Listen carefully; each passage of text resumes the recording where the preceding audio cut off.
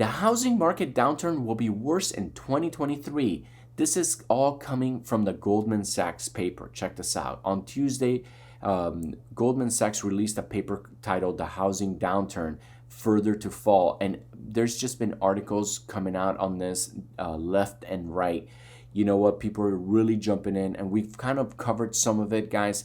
This is sort of like how I see it is it's the beginning of, the media basically telling us that something is coming. They're prepping us. They're saying, hey, guys, something's coming. We're going to start throwing some little articles. This is our forecast. So, if you got some huge expectations, well, you might not, you might want to lower your expectations. Here's what's happening, guys. Look at this. We jump over to the Redfin weekly housing market data. I'm going to break it down for you guys, how I see it. Basically, I believe that was the peak right there. That was in June and May, June. And basically, we're in a downturn. The rates started going up like crazy, and now there's basically no buyers. Here's the problem. The problem is that there's also no very low inventory, okay? If you look at existing homes, let me just pull it up right here. We are active listings, okay? When we look at active listings, we could see that that's not active listings. Active listings is this one. Active listings. There you go. Look at this.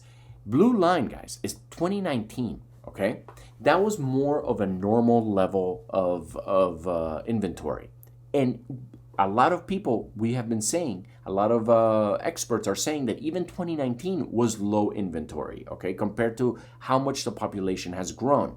Now look at this. Look how low we are right now in 2022. So what is this? Why is this such a big deal? Okay, the big deal is prices are not coming down as fast as they probably should because we have record low inventory. Why do we have record low inventory? Because nobody wants to get out of their house. A lot of people took advantage of the low rates in the last 2 years and they refinanced their house and they probably shaved $500, $1,000 off their mortgage, right? Which is awesome. And maybe if they had some rental property, if they had second, third properties, well, guess what? They refied those too and lowered the payments on all of them, right? So there's a lot of people, a lot of smart people that really took advantage of the situation, and they're sitting on basically on a good place. Now, the reason they're not ready to sell is because if they sell their house right now, they have to jump into an already inflated bubble right now. If we look at the median sale price, and now you look at 2019 was way down here, well, look how high the prices are in 2022, right? So now why would you want to sell, get out of your low rate that you have to get into a big, most likely a bigger house, because you're going to upgrade, where now you're going to have to pay at the top of the market more or less, and you're going to have to pay, double the rate. So people are saying, no way, Jose, we're sitting on the sidelines. And that is what somewhat is keeping these prices high, right? They're not dropping as fast. Here's the problem, guys. We have inflation, and inflation, at the end of the day, it keeps everything expensive, okay? It keeps everything, high. All the prices are high. So, when, factories, when we had the Great Resignation, when the employers needed to bring the labor force back into their factories, well, guess what? The labor force said, you're going to have to give me a raise. I'm not coming back for those low wages anymore. You're going to have to pay me more. And they negotiated super duper high rates. Well, guess what? That the new price for labor, the high price for labor, is basically gets passed down to the consumer, right? Because now materials are more expensive, the cost of transportation becomes more expensive, the cost of doing business becomes more expensive, and that's basically what keeps the prices high. The only way for those the factory CEO, whatever, to the employer to lower the prices is basically they have to go through an economic crash. They have to lay off part of the staff, and then they got to bring them back in for a lower wage, right? Well, that a lot has to happen for for that situation to pan out like that, right? So we're not there right now, right? The stock market is sort of hot, it's been kind of volatile. People are expecting a drop.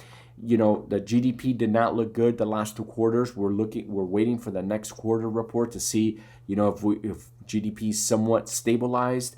We are looking at that inflation rate. Are the rates going to go up? So right now, there's so many moving elements that you can't just pinpoint it. You got to look at the entire, economy as a whole, and then not to mention the rest of the world, okay? Because remember, we are all connected, okay? It's not like the United States is isolated from Canada, Mexico, China, Europe, whatever, South America, Africa. We're all in it together, and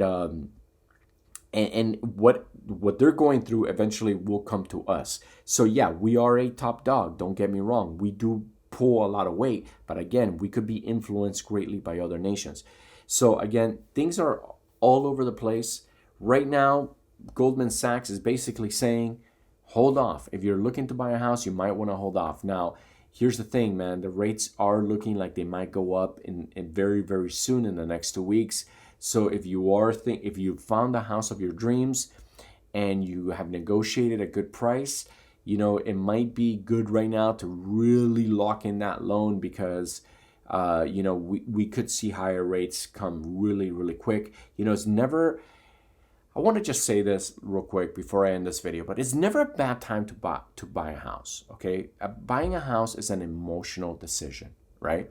There are some new elements that are happening right now in the market where we have corporations getting into the single family housing market, which I don't really, really love. I don't like that too much, but it is what it is. It is part of the economy. Because basically by doing that, they're putting it in the stock market, and then, with the stock market being volatile, it could create a ripple effect. We're going to see how that all plays out. But basically, buying a house is an emotional decision. So if you did find that house of your dreams, and you're planning to live there for the next 30 years, well then, yeah, jump in. Now, if you're a budget buyer, obviously, you're definitely going to want to wait because prices are going to come down. So they're all different scenarios. Again, buying a house for the normal person, not the corporations, is an emotional decision. And once you're in love, right? You love the house, you want to buy it. If you could see your kids growing up on the yard or whatever, then that's it. That's what you're buying, right? If you love the neighbors, you want to get in, you got to get in. And yeah, if you pay a little bit more right now, sure, that sucks. But you could always refinance later, lower that rate. But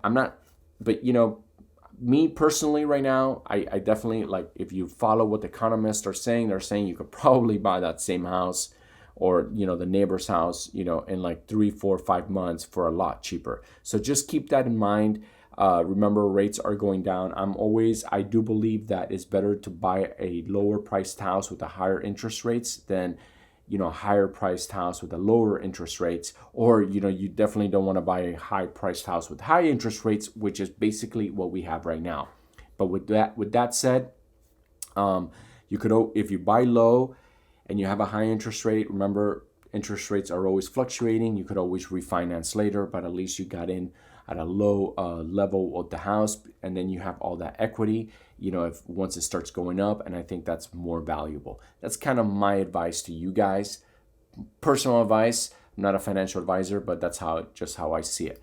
Now, I'm gonna go ahead and end this video. I want to say a huge thank you to everybody who's been watching my videos and supporting my channel. Thank you guys so much. Thank you for all the comments, all the likes. It really does mean a lot to me.